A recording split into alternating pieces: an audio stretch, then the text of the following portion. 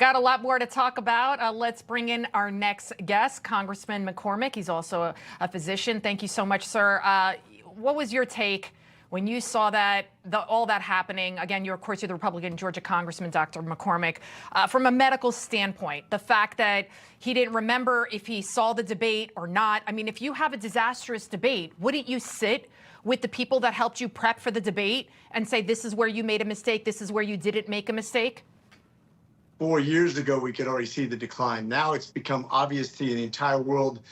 Even during this 22-minute interview, 22 minutes, he had several times where he would have these long, pregnant pauses and then say, anyways, as if he had actually completed his sentence.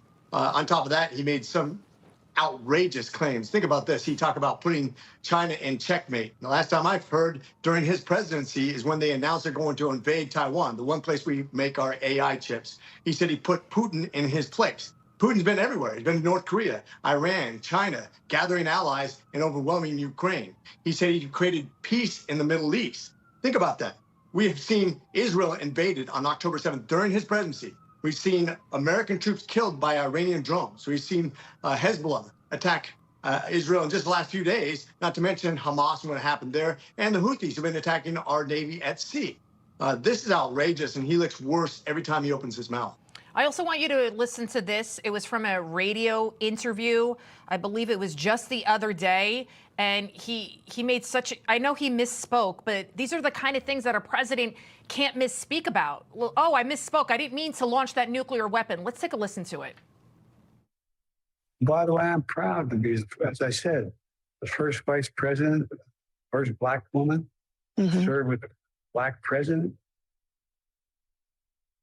So you just heard him there say he's a black woman, so I guess he's trans now. I don't know. And then I don't know. What do you think about that, doctor?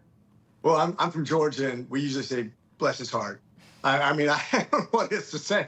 This happens regularly. This isn't just one out.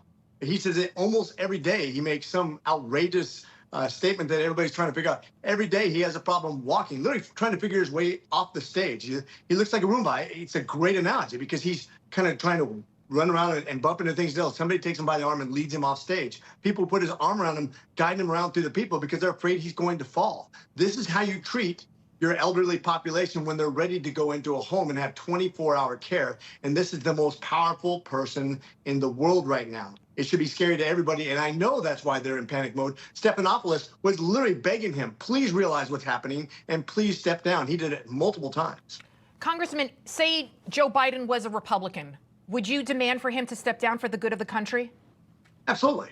I really would. I mean, think about this. Absolutely. This has never happened in the history of the United States where you've had a president that literally has lost his mind.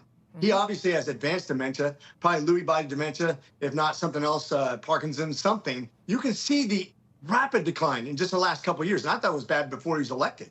But it is amazing how much he's having problems just walking, thinking, carrying on a sentence or interpreting emotion, all the things that you see in somebody who is in rapid mental decline. And they should be in panic mode because they're going to lose this election. But quite frankly, it's kind of a distraction from the policy things that they're all wrong on anyways, whether it be border, crime, debt, inflation, energy, education. They're on the wrong side of history. They should be in panic mode in every single way they can.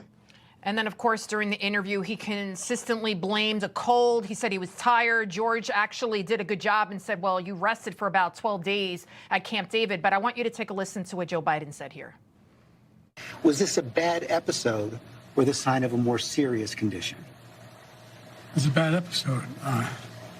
No indication of any serious condition. I was exhausted. I didn't listen to my instincts in terms of preparing, and I had a bad night.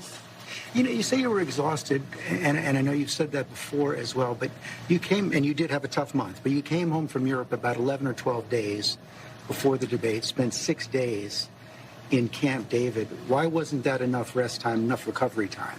Because I was sick. I was feeling terrible. Matter of fact, the docs with me, I asked them, they did a COVID test because they were trying to figure out what was wrong.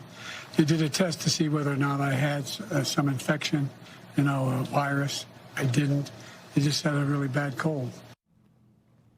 What do you think about that? I remember when President Trump had COVID and he continued on working. This is, you see the reports. There was a CNN report that he said, okay, I need more sleep and I just can't be up after 8 p.m. How can we have a leader like this?